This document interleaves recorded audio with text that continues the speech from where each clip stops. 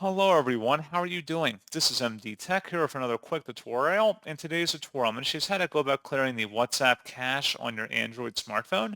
So this should hopefully be a pretty straightforward process here, guys. And without further ado, let's go ahead and jump right into it. So all you have to do is swipe up on your home screen and select the settings gear button.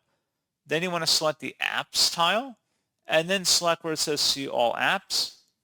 And then scroll down to WhatsApp and select that. And then you want to scroll down again until you get to storage and cache. And you want to select that, again, storage and cache. Select clear cache. And that's all you have to do. So pretty straightforward process, guys. And as always, thank you for watching. I do hope that I was able to help you out. And I do look forward to catching you all in the next tutorial. Goodbye.